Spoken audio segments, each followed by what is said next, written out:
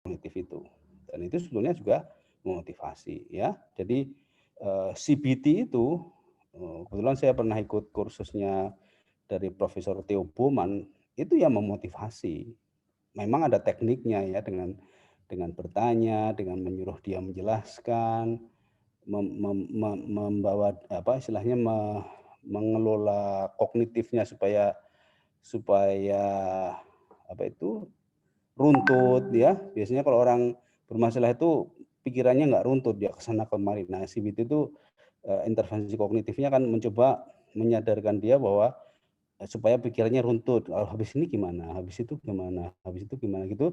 Nanti kalau itu sudah tersusun tahapan berpikirnya itu, maka dia akan termotivasi untuk melakukan perilaku yang sehat gitu.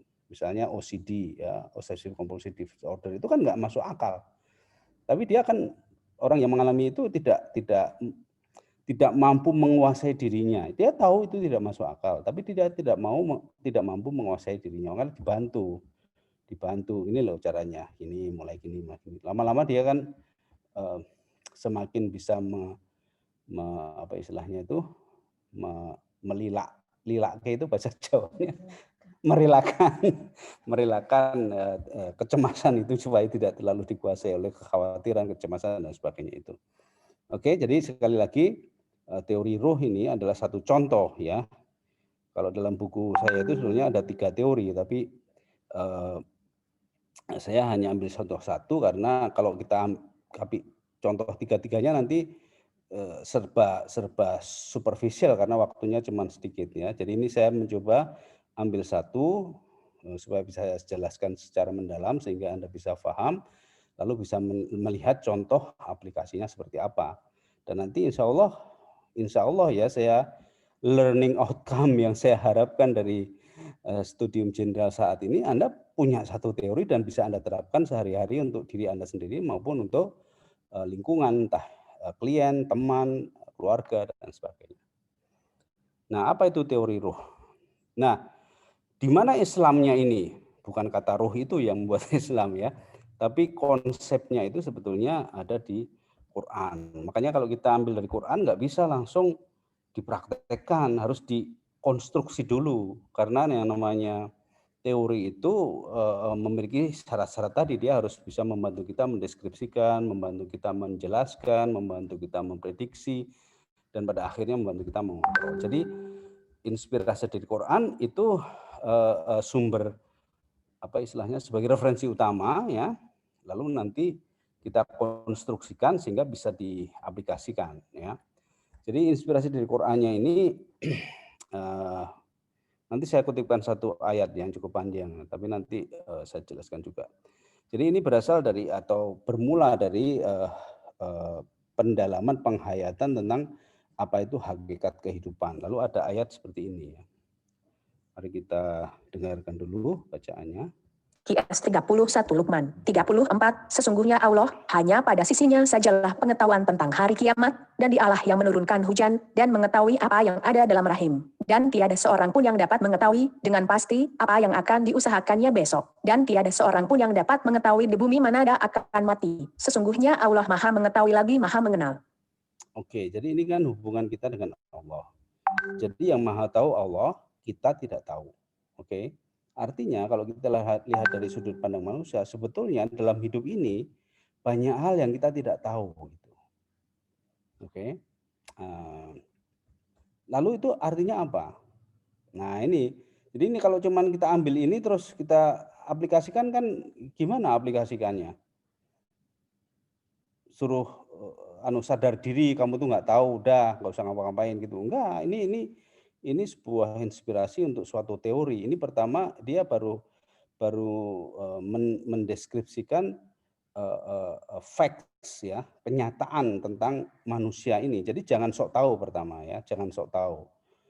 Jangan anggap bahkan apa yang terjadi besok pun tuh Anda nggak tahu. Gitu loh. Ya, ini pertama kali yang harus kita pahami. Artinya apa? Nah, artinya ini saya juga langsung saja ya. Biasanya saya buat kuis gitu kalau di kelas itu, tapi terlalu lama nanti. Artinya bahwa dalam hidup ini yang kita hadapi adalah ketidakpastian. Oke. Artinya kenyataan hidup ini sebetulnya yang kita hadapi dalam hidup ini adalah ketidakpastian. Artinya kalau kita itu mengharapkan sesuatu pasti berarti kita itu bermasalah, gitu loh. Kenyataannya hidup ini yang tahu hanya Allah. Bahkan apa yang akan terjadi besok pun kita tidak tahu. Apa yang saya akan lakukan besok pun saya tidak tahu. Coba. Apa lalu? Izin Pak Bagus. Ya. Slide-nya nopo ada permasalahan teknis ya sehingga tidak berjalan. Masih halaman pertama from theory to action Pak kalau di teman-teman. Kadang-kadang begitu ya, tapi sebentar ini nopo di cancel share screen terus dicoba lagi begitu Pak. Ya, kayaknya itu biasanya saya tidak play slideshow ya sehingga. Oh nggih Pak. Sehingga kalau play slideshow suka bermasalah gitu. Tapi kadang-kadang nggak bermasalah, jadi aneh memang enggak. Kita coba nggih Pak. Jadi teorinya Zoom itu gimana kita nggak tahu nih. Nggih Pak. Kalau sudah baca bukunya paham teori roh Pak. Kalau belum bingung. Bentar, ini tadi filenya di mana tadi? Oh, bentar. Kalau masih di memang dia berpindah ke screen yang lain masalahnya. Bentar. Nggih. Saya anukan dulu apa? Oke, ini kayaknya. Ini berarti. Bukan. Matur suwun Pak. Yang ini. Oke. Jadi saya akan tunjukkan, nggak usah pakai slideshow saja. Jadi diginikan. Terus kita besarkan, ya. Masih bisa dilihat. Oke. Baik. Jadi saya coba anukan lagi. Ini tadi slide yang kelihatan. Kemudian slide berikutnya tadi sudah saya bacakan ya. Lalu ini yang Kurt Lewin, ini fotonya yang ada di Google ya. Jadi dia memang tokoh terkenal. Kemudian ini 4 hal tentang teori tadi. Kelihatan kan sekarang? Belum Pak, masih ayat surat Al-Luqman. Oh, saya. Bentar, ini memang. Nggih, Pak. Harus dikonfirmasi. Bentar, tadi mana ya?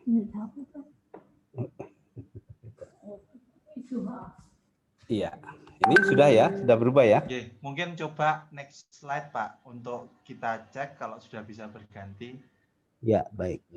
Ini kan a theory is to describe, explain, predict. Ya, baik. Kalau diganti slide bisa mboten Pak? Nah, bisa ganti Kurt Lewin? Kurt Lewin ya sudah ya, baik. Jadi saya ulang dari awal tadi slide-nya. Nah, ini yang awal covernya, kemudian ini permasalahannya, ini Kurt Lewin, kemudian ini empat hal tadi, lalu ini action ya sebagai kontrol, lalu mulai teori ruh, ini ada yang muncul ya, ini tadi tentang hakikat kehidupan, lalu ayatnya tadi, baik. Cuman sayangnya kalau enggak slideshow tuh nggak bisa animasi itu ya. Ya nggak usah pakai animasi nggak apa-apa nih. Iya, Pak. Kelihatan. Baik. Nah, ini juga sudah. Oke, jadi lebih besar ya. Baik. Jadi sekali lagi ayat itu tidak bisa hanya diambil satu karena ini sebetulnya ayatnya tidak hanya satu, tapi harus dikaitkan dengan ayat-ayat yang lain yang itu terkait dengan hakikat kehidupan yang itu manusia itu sebetulnya tidak tahu ya, manusia itu menghadapi ketidakpastian dalam hidupnya ini ya, sehingga banyak kejutan ya kan banyak ayat juga yang bicara tentang Kalau yang positif misalnya rezeki yang tak terduga-duga, dari arah yang tak terduga-duga, itu kalau yang positif. Tapi juga ada musibah yang tiba-tiba, ya. Jadi serba ada kejutan begitu ya dalam kehidupan kita. Artinya kalau kita bahasakan secara teknis begitu, psikologis begitu, kita menghadapi ketidakpastian, ya. Dan saya sangat beruntung karena pada waktu diundang ke Universitas Muhammadiyah Malang itu saya ketemu Pak Salis, ya, Dr. Salis, dekan. Sekarang masih dekan atau sudah ganti ya? Dr. Salis itu barusan pulang dari Inggris dan beliau meneliti tentang uncertainty ini. Jadi memang betul ya dalam khasanah ilmu psikologi klinis, ya, sumber dari permasalahan psikologi, ya, akar permasalahan dari gangguan psikologis itu adalah intolerance of uncertainty.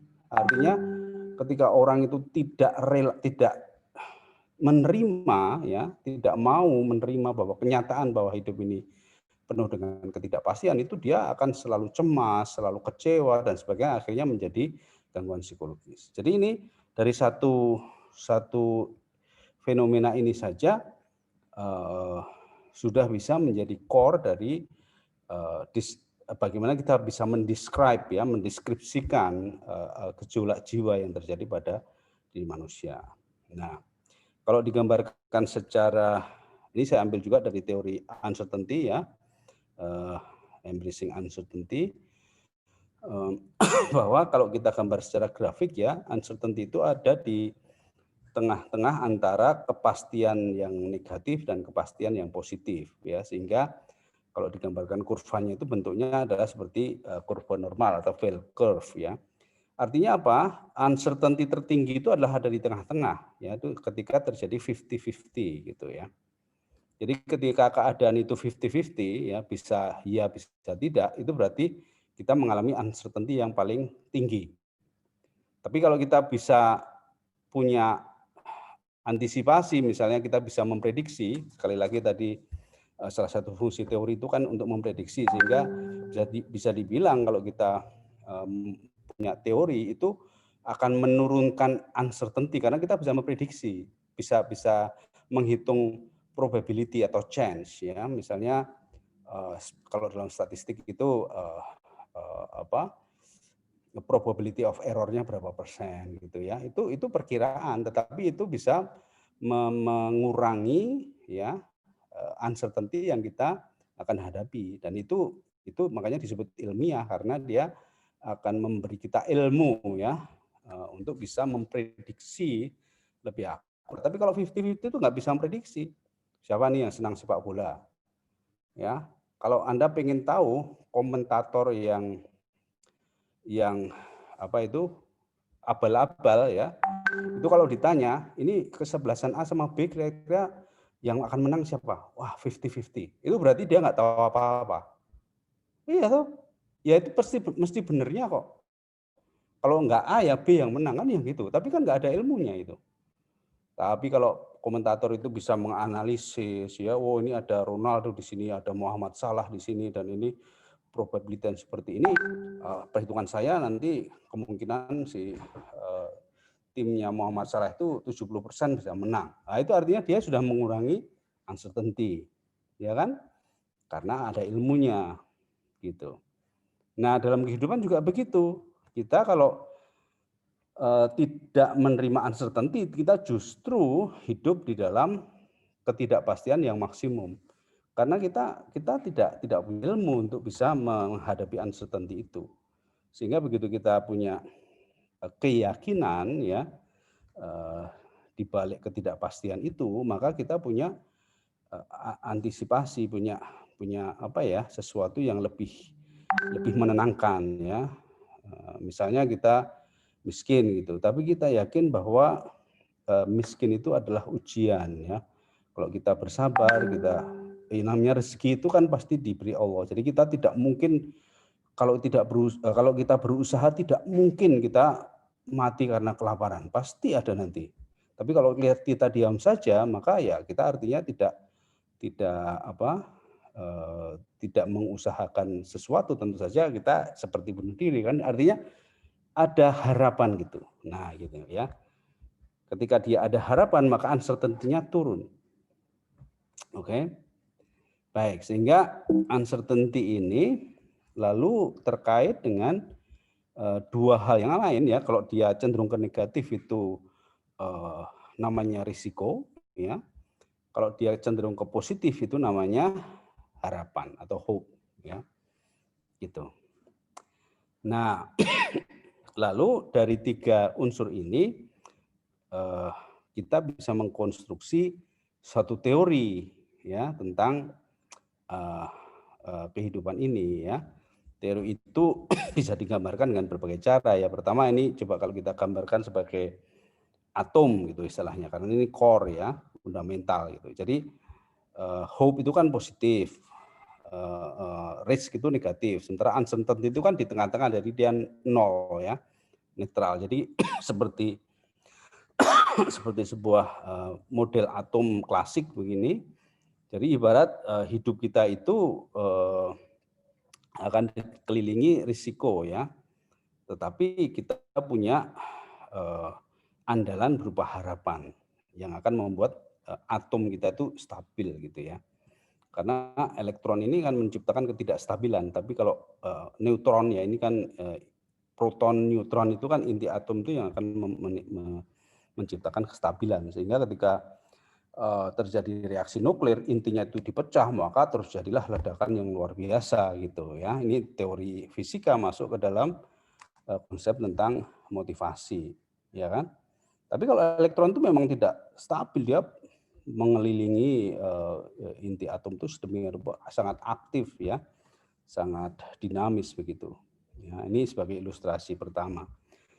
Lalu bisa juga lalu kita buat konstruksi teori itu menjadi sebuah persamaan matematis. Nah, ini juga disarankan oleh Kurt Lewin ya, bahwa kalau kita membuat suatu teori, kita bisa anggap teori itu sudah jadi, itu kalau dia sudah bisa merumuskan persamaan matematikanya gitu. Nah, disinilah maka teori roh ini juga lalu kita buat persamaan matematisnya. Gimana caranya? Ya, ini caranya ini perpaduan antara perhitungan dan intuisi sebetulnya ya. Jadi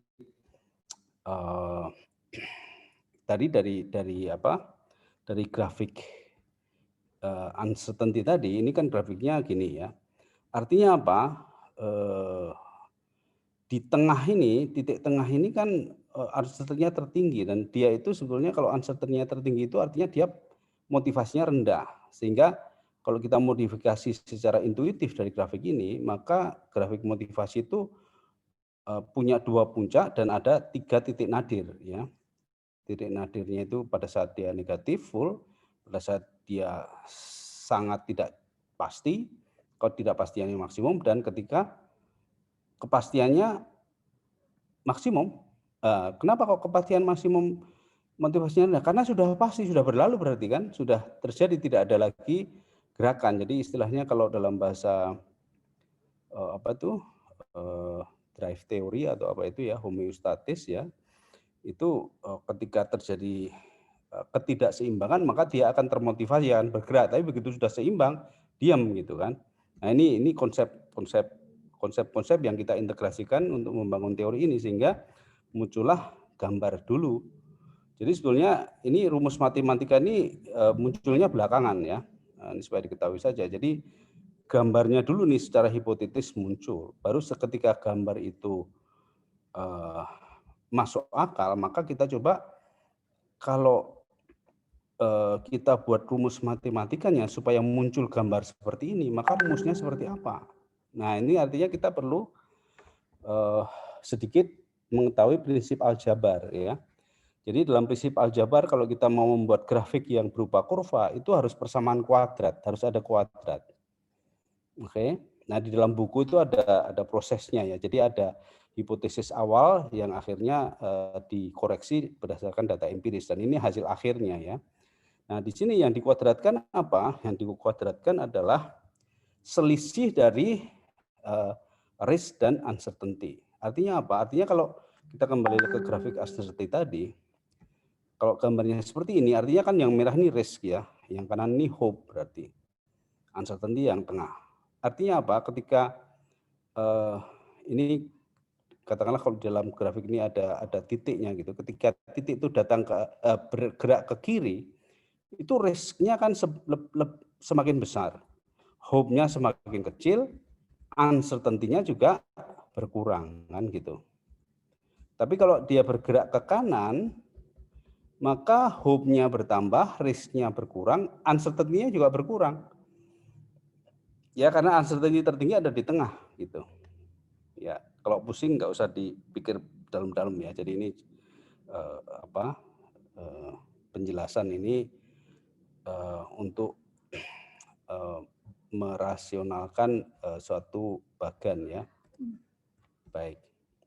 Jadi sebetulnya penjelasan itu tidak penting banget nanti untuk aplikasi psikologis, tapi itu penting untuk constructing teorinya ya, supaya teorinya itu bisa mendapat argumentasi yang kuat ya, tidak mudah dibantah gitu ya.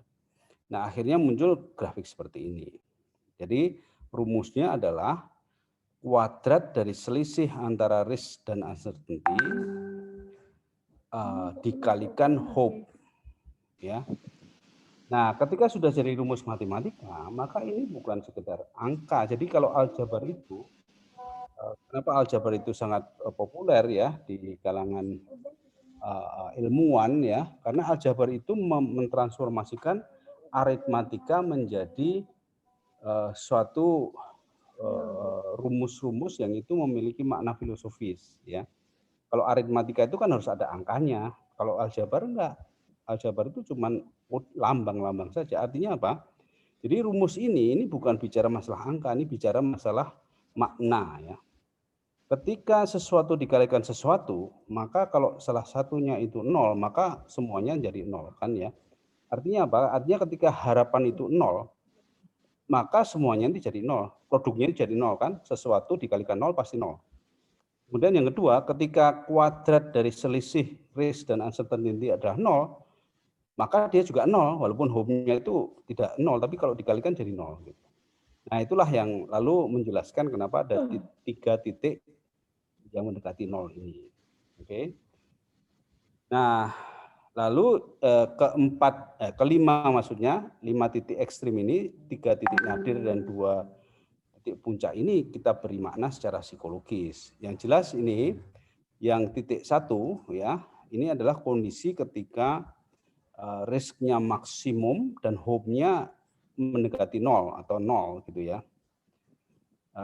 Yang kedua ini risk-nya berkurang tapi hope-nya tidak cukup banyak dan uncertainty-nya mulai muncul. Ketika risk-nya maksimum, uncertainty-nya otomatis juga 0 kan, karena uncertainty itu kalau di pojok kiri 0, kalau di pojok kanan 0, dia akan tinggi di tengah. Nah itulah terjadi pada poin ketiga. Ya, poin ketiga itu adalah ketika uncertainty-nya maksimum, ya, kondisi 50-50, tapi 50-50-nya secara psikologis. Sekali lagi ini, kenapa kok tidak persis di tengah? Karena ini kondisi psikologis. Jadi ternyata kondisi psikologis itu tidak persis seperti angkanya, tidak persis seperti matematika ya, tapi dia lebih bermakna, lebih mengarah ke maknanya. Jadi ini puncak dari ketidakpastian itu di titik 3. Nah, yang 4 ini adalah ketika harapannya itu sudah cukup besar, tapi dia masih ada sedikit risiko dan masih ada uncertainty. Ya kan? Ketika ada risiko, ketika ada harapan berarti ada uncertainty. Nah, begitu sampai ke 5, ini uncertainty dan risikonya sudah hilang ya, 0 ya. Artinya walaupun ini semakin ke kanan hope-nya semakin tinggi, tapi ketika hope-nya itu 100 berarti ini yang kuadrat ini juga 0, jadi kali 0 ya tetap 0 gitu ya. Lalu itu maknanya apa? Baik, jadi yang satu tadi itulah yang menjelaskan fenomena yang disebut oleh Seligman sebagai fenomena learned helplessness ya. Kalau dalam psikologi itu adalah mendekati kondisi depresif ya. Putusasaan depresif. Karena apa? Kehilangan harapan. Ya, dia melihat hidup ini hanya sesuatu yang menakutkan, yang yang buruk-buruk saja, penderitaan dan sebagainya, itu adalah posisi satu. Makanya disebut sebagai learned helplessness. Kenapa disebut learn? Karena itu adalah persepsi subjektif, ya, bukan kondisi objektif, tapi persepsi subjektif. Nah, kondisi kedua ini yang disebut sebagai maksimum challenge, ya. Maksimum challenge itu artinya apa? Dia adalah dalam keadaan tertantang, ya. Kalau dalam bahasa Jawanya itu dalam keadaan kepepet, ya. Jadi posisi dua ini adalah ketika kepepet. Artinya orang yang ada di posisi dua ini adalah orang yang baru bergerak ketika kepepet, ya. Ini kita sebut sebagai psychological states, ya. Nah, lalu yang ketiga, ketika uncertainty-nya itu tadi maksimum, maka dia adalah kondisi psikologis yang fatalistik, ya. 50-50, semuanya 50-50, ya. Kalau tidak menang ya kalah, kalau tidak sukses ya gagal dan sebagainya, ya. Sehingga dia merasa tidak bisa berbuat apa-apa karena toh kondisinya ya 50-50. Nah, yang ideal ini adalah yang keempat yang disebut optimum opportunity. Dia bisa melihat peluang di balik tantangan. Dia bisa melihat kesempatan di balik kesempitan. Dia memiliki toleransi terhadap ketidakpastian, tapi dia punya harapan yang kuat yang membuat dia tegar dalam menghadapi ketidakpastian, tapi dia tetap waspada karena dia menyadari bahwa masih ada risiko, tidak ada sesuatu yang pasti, ya. Nah, ketika sampai ke psychological state nomor 5, maka dia masuk kondisi yang disebut sebagai comfort zone, ya. Dia merasa nyaman, merasa sudah tidak ada tantangan, merasa tidak mungkin akan kalah, merasa tidak perlu berbuat apa-apa lagi, pasti sudah sukses dan sebagainya. Itu adalah comfort zone. Nah, kalau secara psikologis, comfort zone ini adalah kondisi ketika hope itu menjelma menjadi ekspektasi, sehingga dia ilusif, ya, ilusif karena dia juga tidak sesuai dengan keadaan kehidupan yang objektif, bahwa seaman-amannya seorang ketika masih hidup di dunia, maka sewaktu dia bisa kejeblos, ya. Ini digambarkan dalam Quran ketika digambarkan seorang yang petani yang punya kebun yang sangat luas, ya, tapi tiba-tiba satu malam terjadi hujan petir dan besok paginya sudah hangus, tidak ada bekasnya. Yaitu adalah orang yang sudah ada di comfort zone, merasa tidak ada bahaya lagi, tapi tiba-tiba dia mengalami musibah, ya. Nah, kalau kita kembalikan ke dalam bagian tadi, maka gambar ini sebetulnya menunjukkan kondisi psikologis, ya, setiap individu, dan ini sangat dinamis. Jadi kenapa dibuat kurva ini, karena dia dinamis. Jadi titik puncak ini adalah posisi ekstrim, ya, yang bisa terjadi, tapi kenyataannya itu dia bisa bergerak ke sana kemari, ya. Dan kita kadang-kadang mungkin jatuh pada fatalisme, jatuh pada kadang-kadang kalau kita sedang dapat musibah yang besar, mungkin kita terpleset ke ketidakberdayaan, tapi kita bisa bangkit lagi.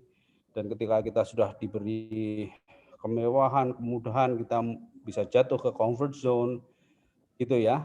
Baru ketika dapat musibah kita jadi sadar bahwa ternyata tidak semua yang kita punya itu bisa kita andalkan, ya, supaya kita kembali ingat pada Allah dan sebagainya itu. Jadi ini adalah dinamika psikologis pada manusia, ya, dalam menghadapi kehidupannya. Nah, lalu aplikasinya bagaimana? Nah, ini waktunya masih berapa nih, Mas? Waktunya 10 menit lagi, Pak. Pas, ya. Ini aplikasi. Ya. Saya akan berikan contoh aplikasi di bidang pendidikan, ya.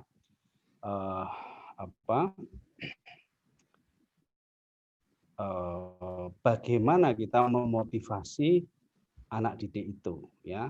Dan coba dibandingkan, ada dua gaya memotivasi, ya. Yang satunya tadi itu berorientasi pada ekspektasi, jadi seolah-olah hidup ini serba pasti, ya. Tapi yang kedua itulah yang lebih realistik.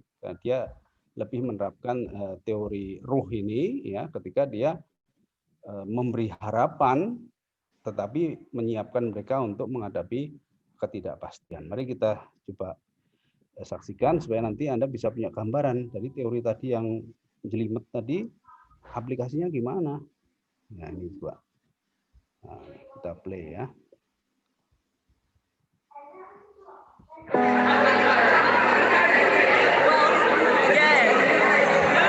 Right, everyone looking forward, please. Good morning, Year 11s. Today's assembly is about the start of the journey, the start of the rest of your lives.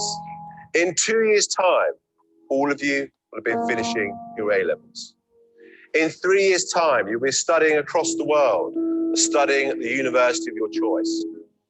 In 5 years' time, you'll have started your careers. Many of you will be in this room working for the top institutions across the globe. You will then get married. You then may buy a house. In 10 years' time, your life will be set for you. In 15 years, you'll be 30. And from then on, your path in your life will be set.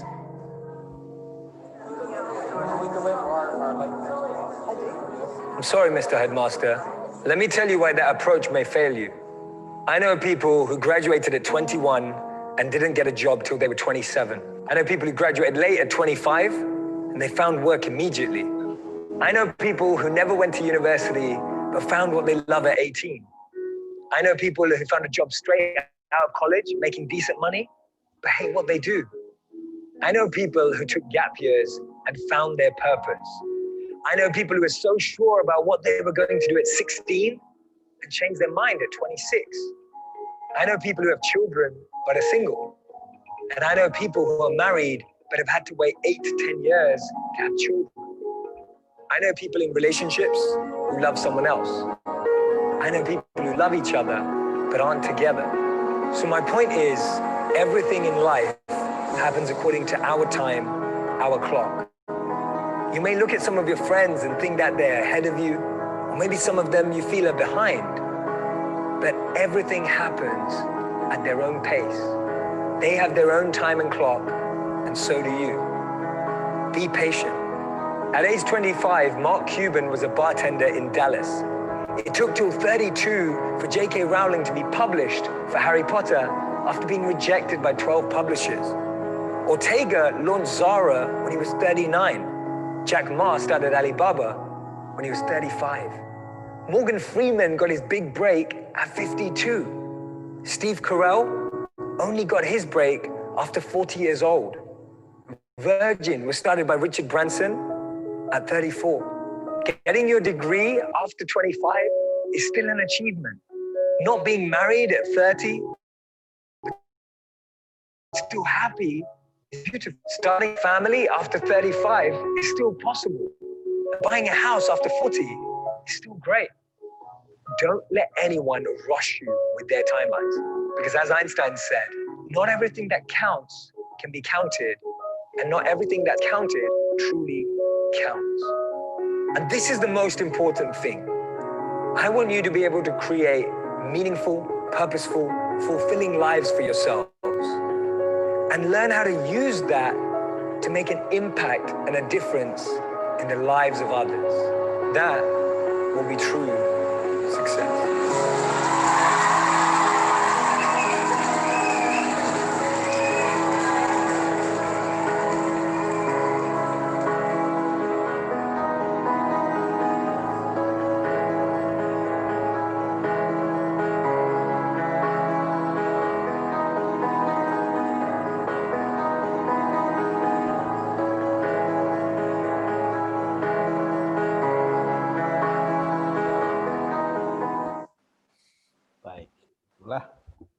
Contoh aplikasinya bisa Anda terapkan dalam konteks yang berbeda dengan modifikasi yang sesuai dengan konteksnya, tapi prinsipnya bisa kita turunkan dari teori ruh tadi. Terima kasih. Wassalamualaikum warahmatullahi wabarakatuh.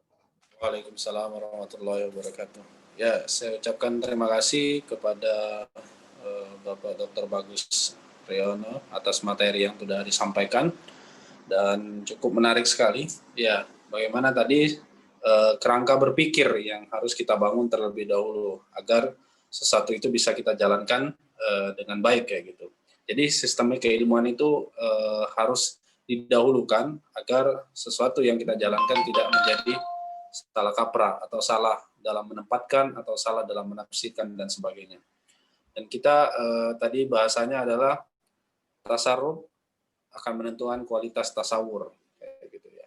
Jadi teori itu akan menentukan bagaimana kualitas yang kita jalankan pada lapangan. Nah, baiklah teman-teman sekalian, saya persilakan, kita masih punya beberapa menit ke depan waktu untuk bisa sharing atau diskusi atau tanya jawab yang ditujukan kepada Bapak Bagus. Saya persilakan. Mohon ditulis saja di chatting ya. Nanti saya bacakan satu persatu. Yang paling duluan masuk nanti saya bacakan. Ya, gitu. Monggo silakan yang mau bertanya, yang memiliki pertanyaan. Tadi sudah ada yang mengangkat tangan. Ya silakan disampaikan lewat chat saja, Mas, pertanyaannya. Ya, jadi biar nanti tidak mengganggu sesi berjalannya kita.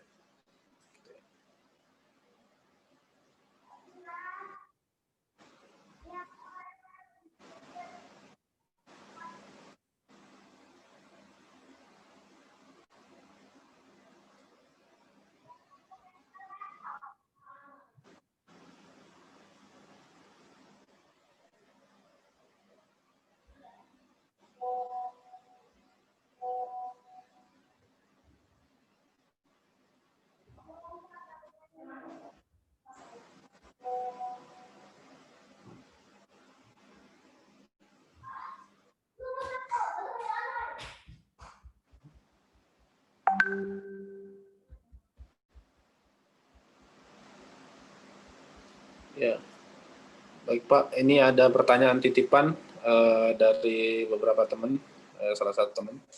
Jadi kan kita mengenai psikologi Islam ya, yang sebetulnya kalau kita mau membahas secara keseluruhan, sebetulnya Islam itu sudah jauh lebih dulu psikologis timbang psikologi mainstream atau Barat yang baru dikembangkan sementara ini. Nah, masalahnya kita kebanyakan ulama-ulama kita tentu menulis buku dalam tulisan Arab yang notabene mungkin kita minim sekali untuk bisa membaca kitab-kitab tersebut dalam bahasa Arab dan sebagainya. Nah, ini pertanyaannya, apa sih sebenarnya tujuan psikologi Islam itu? Atau tujuannya hanya untuk membantah psikologi Barat atau psikologi mainstream? Atau ada konsep lain yang ingin ditawarkan atau perspektif lain daripada psikologi dalam pandangan Islam atau dalam teori mungkin sumbernya adalah Quran dan hadis?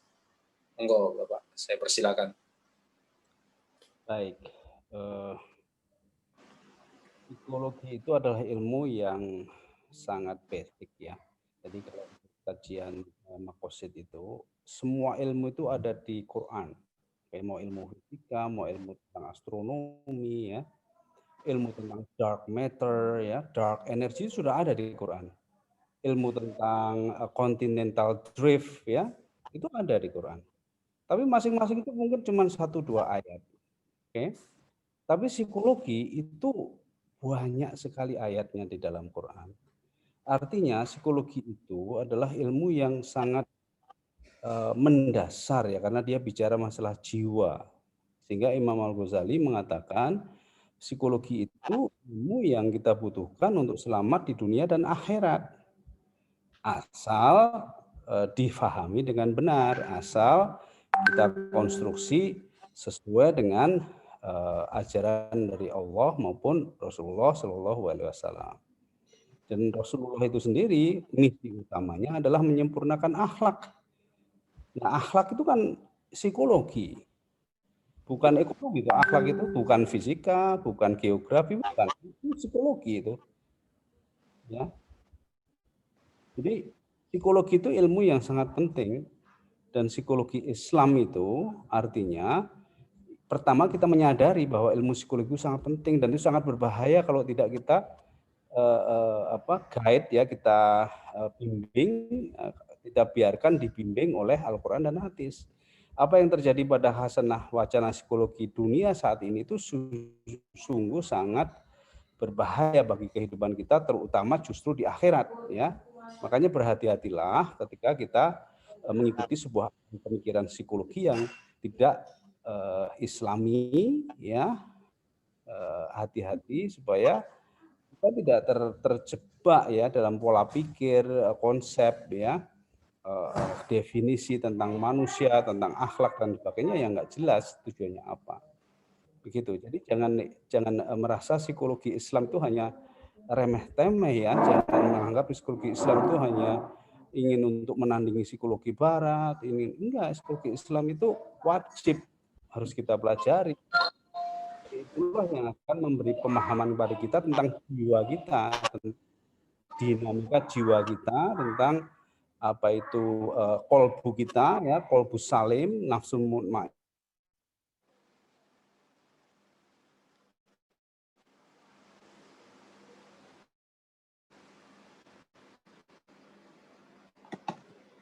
Ya, ya mohon maaf ini sepertinya Pak Bagus tiba-tiba keluar sendiri. Ada gangguan sinyal. Ini masih kita kontak lagi.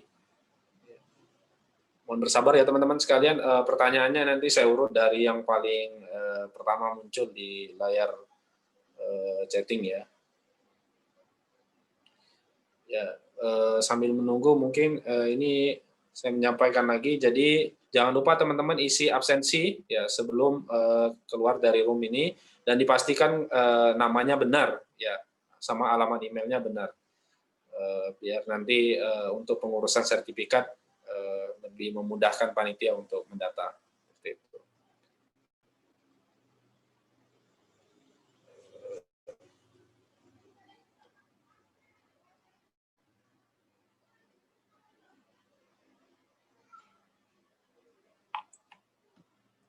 Ya.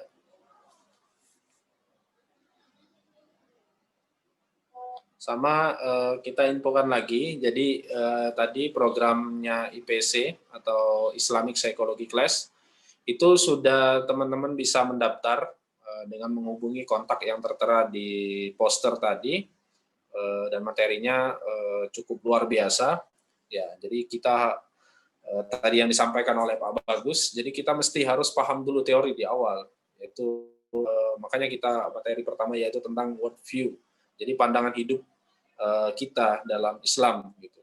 Terutama kita sebagai muslim untuk membuka cakrawala atau mindset kita bagaimana sih sebenarnya seorang muslim itu harus bersikap terhadap paradigma yang sudah lahir terlebih dahulu terutama dari kalangan mainstream atau barat gitu. Agar kita tidak telan mentah-mentah sehingga kita sepenuhnya percaya yang akhirnya bisa menjerumuskan pada sesuatu yang mungkin tidak buruk tapi kurang baik dan kurang positif juga bagi kehidupan kita yang selanjutnya. Karena kita manusia berbeda dengan orang-orang yang lainnya, karena kita sebagai muslim tanggung jawab kita tidak hanya di dunia tapi juga di akhirat. Nah ini Pak Bagus sudah input lagi, sudah masuk ke room lagi.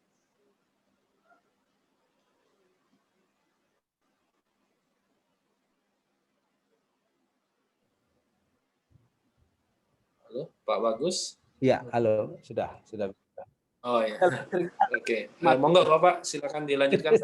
Mati tiba-tiba. Iya. Oke, monggo Bapak. Jadi itu yang harus kita pahami ya. Kita pertanyaan sebetulnya pertanyaan itu sudah ditanyakan 30 tahun terakhir ya. Jadi kita harusnya sudah move on. Sudah on dari situ, sudah mulai memahami bahwa ini bukan lagi sesuatu yang sambilan ya, ini harus serius ya, harus istiqomah dan wajib karena ini ilmu jiwa ya. Jadi sebetulnya begini, mungkin saya kasih jembatan dulu ya. Jadi para ustadz yang cerdas itu seperti Ustadz Abdul Somad ya, Ustadz Adi Hidayat, Gus Baha ya, Ustadz muda itu mereka ahli psikologi sebetulnya. Gitu. Artinya mereka memahami Quran itu secara konstruktif keilmuan, dan kalau kita beri nama itu ilmunya itu bisa disebut ilmu psikologi gitu. Dan kita juga belajar psikologi itu mestinya juga belajar dari pemikiran atau konstruksi keilmuan dari para ustadz yang betul-betul punya dari ustadz penceramah atau mubaligh yang mengutip ayat-ayat saja, tapi betul-betul mengkonstruksi ilmunya itu. Gitu. Jadi jangan dikira ilmu psikologi itu hanya yang dipelajari di kampus-kampus ya. Jadi Quran itu ilmu tentang akhlak, ya, ilmu tentang jiwa itu sebetulnya adalah ilmu psikologi kalau diberi nama gitu. Mungkin itu bisa sedikit menjelaskan ya. Jadi jangan dikira ini hanya sebagai aliran dalam ilmu psikologi barat itu harus ada psikologi Islam, bukan gitu. Ya, ini ilmu basic ya. Ilmu basic. Oke. Ya begitu ya, dari pertanyaan teman-teman yang masuk tadi, karena dalam Quran itu sudah banyak menjelaskan berbagai hal dari semua segi kehidupan. Bahkan ada psikologi warna juga masuk dalam Al-Quran itu. Ya, kalau teman-teman bisa membaca beberapa ayat seperti di surat Al-Baqarah ketika orang-orang Yahudi bertanya kepada Nabi Musa tentang sapi yang diperintahkan untuk disembelih. Itu kan dibicarakan bahwa sapi itu adalah warna kuning. Launuha tasurun nazirin. Jadi warnanya itu kuning kecoklatan. Nah, dalam beberapa kesempatan bahwa ada yang mengatakan dalam beberapa riwayat bahwa Rasulullah itu membenci atau tidak suka dengan warna kuning gitu. Tapi sedangkan di ayat itu berbeda bahwa warna kuning itu warna yang menyegarkan, yang menyejukkan mata dan sebagainya gitu. Padahal kalau kita baca dalam kitab Ihya Ulumuddin, warna kuning yang dimaksud oleh Rasulullah itu bukan warna kuning seperti yang kebanyakan kita pahami, tapi warna kuning yang itu bersumber dari warna buatan. Kayak dalam sebuah hadis dikatakan kunyit lah bahasanya. Jadi Rasulullah tidak suka dengan baunya, jadi bukan warnanya kayak gitu. Nah, hal-hal yang seperti ini mungkin kita perlu pahami. Nah, lanjut ini masuk ke pertanyaan selanjutnya yang berhubungan dengan tadi. Nah, kalau kita tidak bisa berbahasa Arab ini Pak Bagus Riono, ya. Karena notabene kan kita juga mungkin ada beberapa yang bukan sekolah pesantren atau apa yang memang tidak sama sekali mengenal bahasa Arab. Nah, mungkin ada trik dan ini saran khusus dari Pak Bagus untuk menyikapi hal ini. Dan kalau ada referensi yang sekiranya buku atau apa yang bisa kita baca, walaupun kita tidak bisa baca kitabnya secara langsung bahasa Arab. Monggo. Mungkin saya mau jawabnya pakai jawaban yang tidak konvensional ya. Jadi dulu waktu lahir bisa bahasa Inggris enggak? Atau bahasa Indonesia lah. Indonesia aja nggak tahu. Anak saya itu lahir bahasa Jawa nggak tahu dia, karena lahirnya di Jakarta. Ada yang di Jakarta, kemudian kita sering pergi keluar ya. Jadi kalau pelajaran bahasa Jawa itu stres ya di sekolah itu. Tapi akhirnya bisa tuh. Bahasa Inggris akhirnya pada bisa. Bahkan ada yang bisa bahasa Jerman. Ada yang bisa bahasa Jepang, bahasa Korea itu yang K-pop itu pada belajar bahasa Korea bisa. Kenapa bahasa Arab jadi seolah-olah jadi momok ya? Itu mungkin masalah motivasi dan persepsi ya. Seolah-olah bahasa Arab itu susah. Padahal bahasa Arab itu ternyata gampang. Siapa yang bilang? Al-Qur'an yang bilang. Ya. Jadi kalau Al-Qur'an yang bilang itu artinya itu benar gitu. Yang salah adalah kita, gitu loh. Tapi saya perlu ingatkan juga, ya, saya sendiri sih bukan ahli bahasa Arab, tapi saya selalu sedikit demi sedikit belajar, ya, dan alhamdulillah dikaruniai guru bahasa Arab ya, yang tiba-tiba ketemu aja gitu di masjid, gitu kan, itu kan pertolongan dari Allah. Jadi yang penting Anda itu mau dulu semangat, yaitu nanti Allah itu akan memberi pertolongan. Dan Allah sudah menjanjikan bahwa Al-Quran itu diturunkan dalam bahasa Arab supaya mudah bagimu. Tapi kita malah membuat interpretasi, soalnya itu untuk orang Arab. Nah itu kan kita sendiri yang buat interpretasi. Iya kan? Nah ini mindset, ini masalah ini psikologis ini. Ya, ketika kita menghafal bahasa Arab susah. Jadi kalau kita sudah tahu kuncinya, sama halnya kalau bahasa Inggris malah lebih susah itu. Kuncinya nggak ada itu, hafalan semua. Ya, kata Ustadz Abdul Sonat sering itu kan, wong one kok dibacanya one, itu kan aneh itu. Ya. Itu kan bahasa hafalan bahasa Inggris itu. Kalau bahasa Arab itu bahasa logika. ya. Jadi begitu kita tahu kuncinya, bahwa ya pertama saya tahu dari teman saya yang bertugas di Libya ya, karena dia bekerja di perusahaan minyak. Dia waktu itu posting di grup WA, bahasa Arab ini ternyata intinya ada 3 konsonan. Wah, itu langsung saya cari-cari gitu. Habis itu saya ketemu Ustadz bahasa Arab yang sangat semangat mengajari. Akhirnya, wah luar biasa itu, ternyata gampang gitu. Maksudnya gampang itu bukan berarti terus langsung bisa ya. Artinya difahami itu logis gitu loh. Ya. Bahasa Jerman saya belajar hampir setahun juga nggak bisa-bisa ya. Bisa ditipu sama teman saya malahan ya. Ada teman itu telepon, saya pikir dia bahasa Jerman gitu, ketemu ketawa. Padahal saya tadinya merasa sudah bisa gitu kan. Bahasa Arab itu lebih jelas ya, lebih logis, lebih konsisten gitu ya. Jadi jangan pernah merasa sulit ya. Masuk aja, terjun aja lalu dipelajari ya. Apa istilahnya, Quran aja dibaca, terus nanti ambil prinsip dulu, ada 3 konsonan coba. Zakat, tazkiyah itu zakaya, jadi zakat, tazkiyah dan sebagainya itu nanti akan kelihatan ya. Zikir itu zakafro ya kan, zikir misalnya gitu ya. Itu kan ada tadzakur ya, zikrullah dan sebagainya, nanti nah, jadi tanyakan pada orang yang bisa baca Arab kuncinya apa, harus kita belajar ya, harus nanti semakin semangat kita, insya Allah nanti di tengah-tengah jalan ada pertolongan dari Allah. Ya. Nah itu gitu ya. Ya, sebenarnya kita tuh udah bisa bahasa Arab. Dalam Al-Quran ketika ditanya alastu bi rabbikum, jawaban kita kan bala. Itu udah bisa bahasa Arab sebetulnya.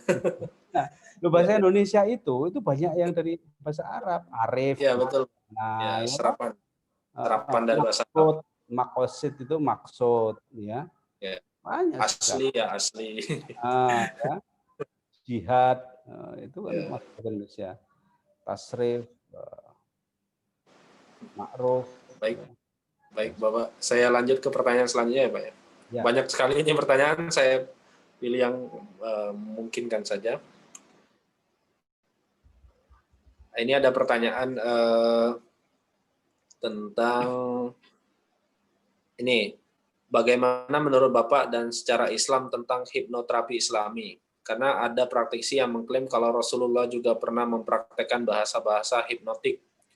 Bahkan bahasa hipnosis juga terinspirasi dari Quran. Tapi ada juga yang mengklaim kalau hipnosis itu bagian dari Barat dan rentan syirik. Bagaimana yang benar, Pak? Terima kasih.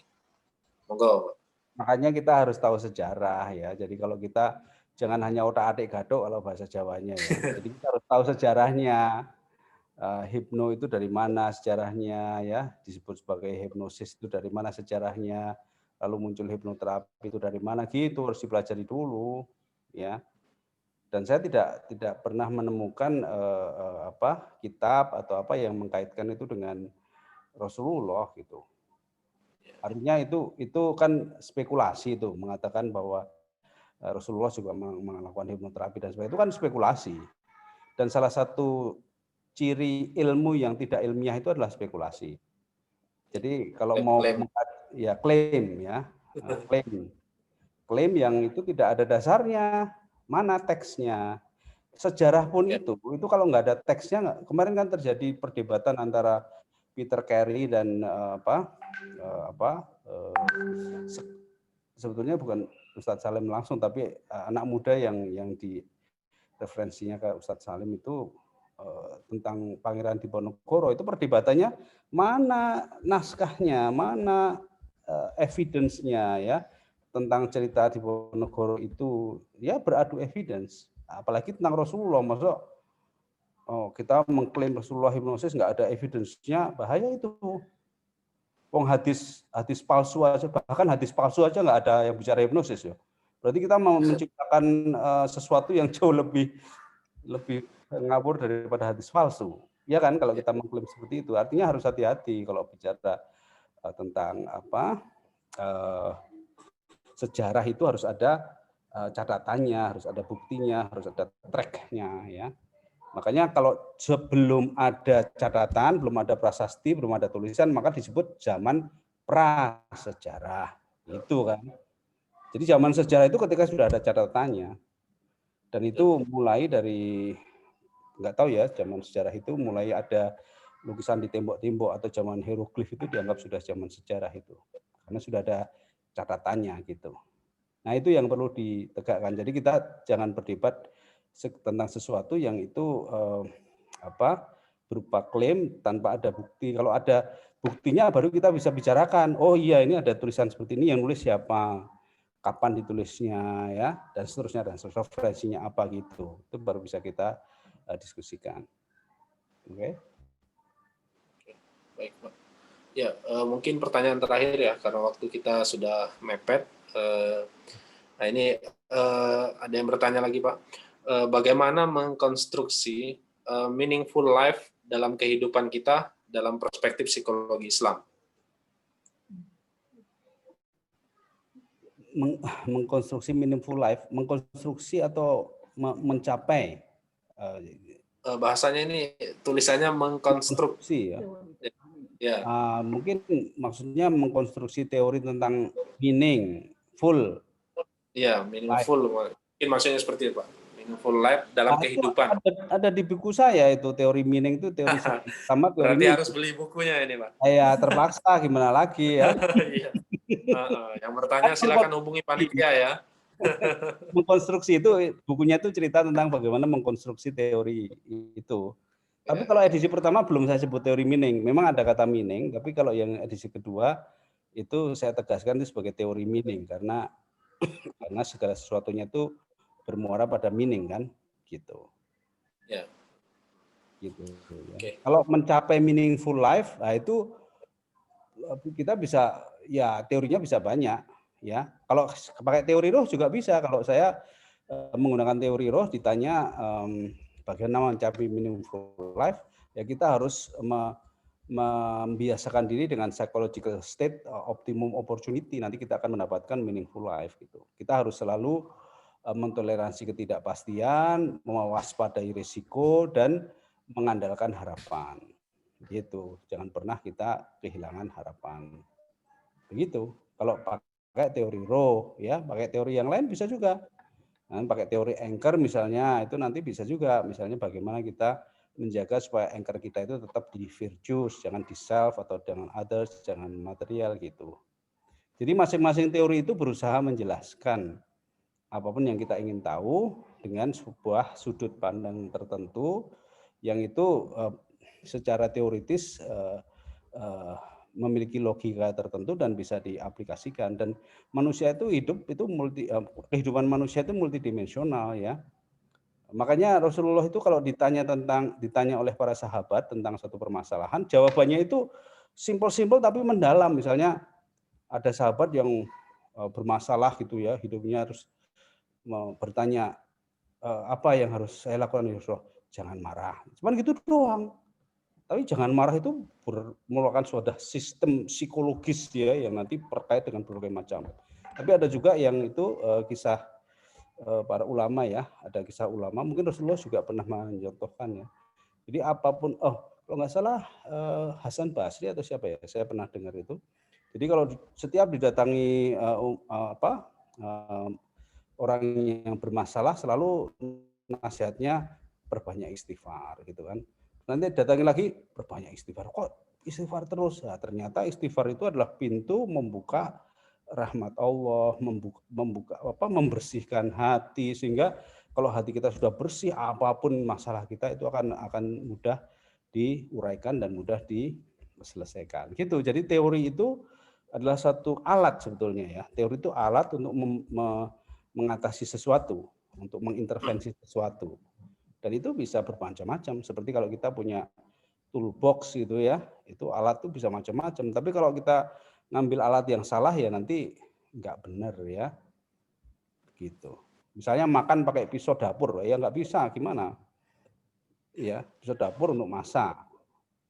Gitu. Jadi teori itu seperti alat itu, yang dia punya logika, punya desain, dan dia berfungsi untuk tertentu yang sesuai dengan konsep teorinya itu. Gitu. Ya, baik Bapak, saya rasa cukup, walaupun sebenarnya masih banyak sekali pertanyaannya, tapi karena waktu kita sudah sangat mepet, jadi nanti kita akan ketemu lagi dengan Pak Bagus di kegiatan Islamic Psychology Class. Nah, jangan sampai kelewatan teman-teman buat ikut, dan teorinya sungguh lebih mendalam lagi nanti, bagaimana menyikapi psikologi mainstream dan sebagainya. Kita belajar juga tentang sejarah dan sebagainya, begitu ya. Nah, jadi saya sih tidak berusaha untuk menyimpulkan ya, teman-teman. Saya pikir sudah bisa mempunyai pandangan lah, membuka awal ya, bagaimana sih sebenarnya kita sebagai Muslim itu harus menyikapi segala sesuatunya harus punya makna. Karena kalau kita menyikapi sebagai segala sesuatunya hanya berdasarkan physically, maka kita tidak ada bedanya dengan konsep manusia lainnya. Maka kita tidak dapat keberkahan dan semuanya itu. Apalagi tadi konsep ruh. Yang penting itu yaitu kita punya kuasa yang lebih daripada segalanya, yaitu Allah. Dan itulah yang menentukan segala sesuatunya. Ya, di dalam Al-Qur'an itu banyak sekali ayat-ayat yang mendeskripsikan tentang manusia. Bahkan di surat Al-Baqarah ayat 30 itu mengatakan bahwa kita itu seorang khalifah. Lalu kemudian para malaikat protes, ngapain buat nyiptain manusia? Padahal manusia itu wataknya emang sudah buat kerusakan di muka bumi. Gitu. Tapi di ayat lain, di surat Juz 30, itu menyebutkan bahwa manusia itu terdapat dua, bisa fujur, bisa takwa. Jadi bisa berbuat sesuatu yang buruk, dan bisa juga buat sesuatu yang baik. Maka tergantung bagaimana seorang yang menyikapi. Dan itu pasti punya konsep, ya kolbu tadi ya, kembali segala sesuatu. Karena Rasulullah bilang jika ada segumpal darah yang ada dalam diri kita baik, maka semua akan ikut baik. Tapi kalau itu buruk, maka semua akan menjadi buruk.